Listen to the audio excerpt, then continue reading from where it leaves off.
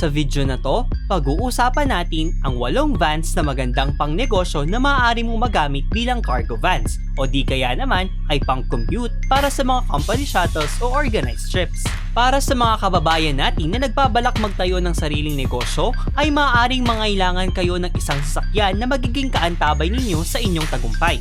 Sa ganitong pagkakataon ay siguradong dapat na maaasahan sa tibay, performance, at talagang sulit dapat ang inyong mapipiling sasakyan. At isa sa mga the best na klase ng sasakyan para sa negosyo ay ang mga vans dahil sa obvious na space at capacity ng mga ito. Simulan natin sa number 8, Nissan Orvan. Unang lumabas noong 1973, ang Nissan Orvan ay talagang idinisenyo bilang fleet vehicles o cargo van na nagkaroon ng iba't ibang pangalan, gaya ng Nissan Caravan at Nissan King Van na mabilis na nakilala sa labas ng bansang Japan.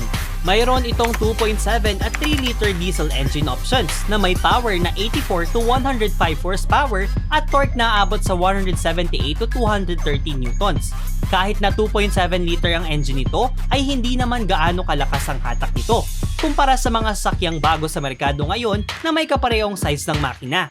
Pagdating naman sa pagmamaneho, komportable ito at matatag sa kalsada kahit may lamang ka pang 11 na pasahero sa iyong sasakyan.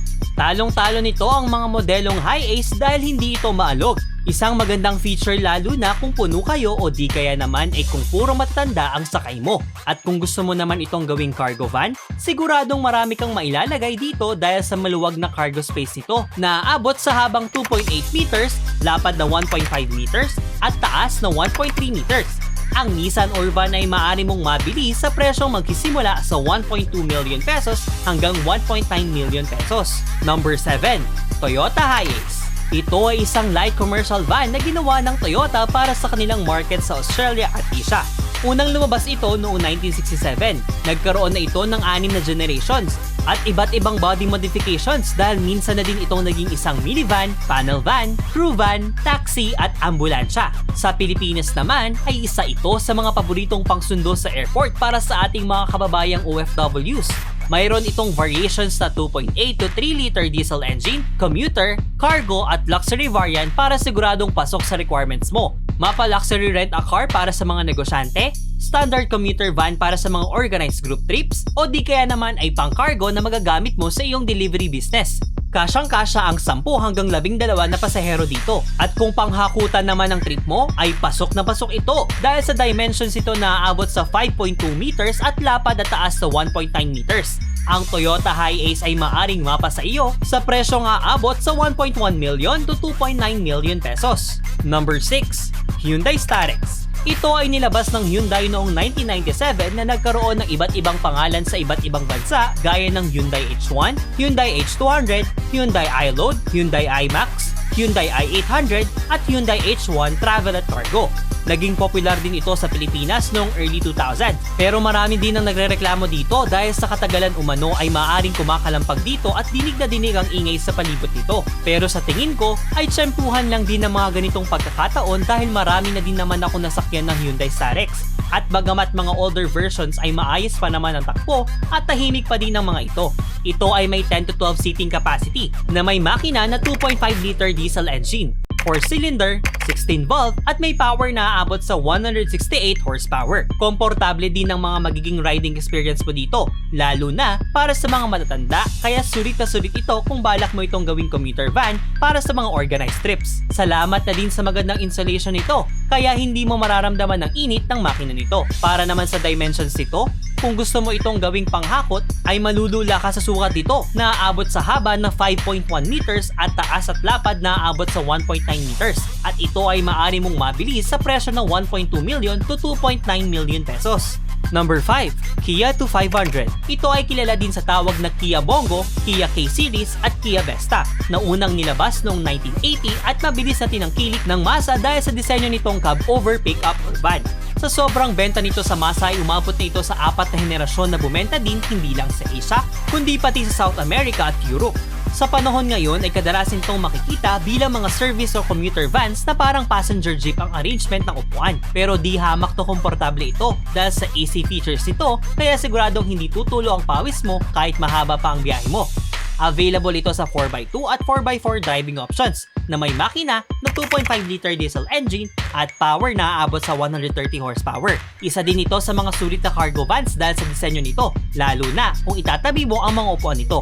Kaya siguradong mamamaximize mo ang dimensions nito na may habang 4.8 meters at lapad na 1.7 meters. Ang Kia K2500 ay maaari mo nang magamit sa iyong negosyo sa presyo magsisimula sa 865,000 to 1.3 million pesos. Number 4, Honda Odyssey. Syempre, hindi kumpleto ang ating listahan kung hindi natin sasamahan ng medyo mamahaling sasakyan para sa ating future business. Ang Honda Odyssey ay isang minivan na unang lumabas noong 1977 na mabilis na bumenta sa Japan, US, Canada at Saudi Arabia. Sa ating bansa naman ay isa ito sa mga paboritong rent-a-car family van ng mga turistang Amerikano at Koreans. Dahil sa luxury feel nito, maximum travel comfort lalo na sa mga long distance drives. At syempre, talaga namang sosyali ng dating pag ito ang gamit mo sa daan. Available ito sa 2.4 liter, 4-cylinder, 16-valve engine na may maximum power na 173 horsepower. 8-seater ito at maaari mong alisin o i-fold ang mga upuan para ma-maximize mo ang storage space nito na aabot sa 140 to 157 cubic feet. Sa kasamaang palad, ang luxury van na ito ay may medyo kamahalan sa presyong aabot sa 2.3 million to 2.7 million pesos. Number 3, Mitsubishi Delica. Ang Mitsubishi Delica ay unang lumabas noong 1968 bilang vans at pickup trucks. Ito ay may 5 generations na madali namang pumatok sa merkado ng Europe, US, Jamaica, New Zealand at Australia. At sa panahon ngayon ay isa ito sa mga pinakamalakas na kompetensya ng Toyota Hi-Ace sa merkado. Ito ay may 7 to 8 seating capacity na pinapaandar naman ng isang 2.2 liter diesel engine. Isa ito sa mga pinakakomportableng sakyan pagdating sa mga long travel road trips dahil sa swabing suspension nito. Kaya siguradong hindi mangangawit ang mga pasahero mo kung balak mo man itong gawing commuter van para sa mga organized trips. Dagdag pa dito ay ang malawak nitong dimension na aabot sa habang 5 meters, taas na 1.8 meters at lapad na 1.6 meters. Bagamat order basis na ang brand new na Delica sa Pilipinas ngayon, ay maaari mo pa din itong mabili sa average na second-hand price na 400 to 600,000 pesos. Number 2, Photon Traveler. Kung gusto mo namang magkaroon ng malaking sakyan na pang negosyo na hindi bubutas sa bulsa mo, ay nandito para sa iyo ang Photon Traveler. Siguradong sulit ang negosyo mo kung gagamitin mo ito bilang isang commuter van dahil ang seating capacity nito ay aabot sa 15 to 16 na katao. Sa mahal ng pamasahe ngayon ay siguradong tiba-tiba ka sa bawat biyahe mo o di kaya naman ay maaari mo ding alisin ang mga upuan nito para gawing cargo van. At siguradong marami ka ring maikakarga dito dahil sa lawak nito. Ito ay may haba na aabot sa 5.5 meters, lapad na 2.3 meters at taas sa 2 meters. Ito ay pinapaandar ng 2.8 liter 4-cylinder turbocharged diesel engine na kayang maglabas ng power na aabot sa 130 horsepower at torque na 280 newtons. Kung gusto mo na isang sasakyan na mala coaster ang seating capacity pero sa murang halaga lamang, ay siguradong nababagay ito sa iyo. Ang Photon Traveler ay maaari mong mabili ngayon sa halagang 1.5 to 1.7 million pesos. Number 1, L300 Delivery Van. Naranasan mo na bang mahuli ng pulis o di kaya naman ay maambulansya ng iyong barangay?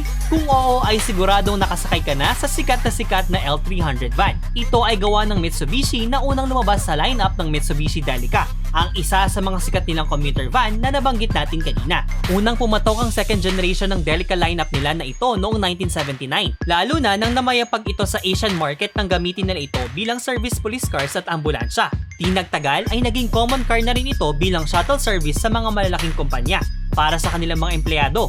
Pinagamit din ito bilang cargo sa mga delivery services. Ito ay may 2,198cc na diesel engine at may power output na 98 horsepower. Mayroong itong haba na 4.4 meters at lapad na 1.6 meters. May tuturing din itong modernized jeep dahil sa style ng maupuan nito, pero di hamak na presko dahil may aircon ito.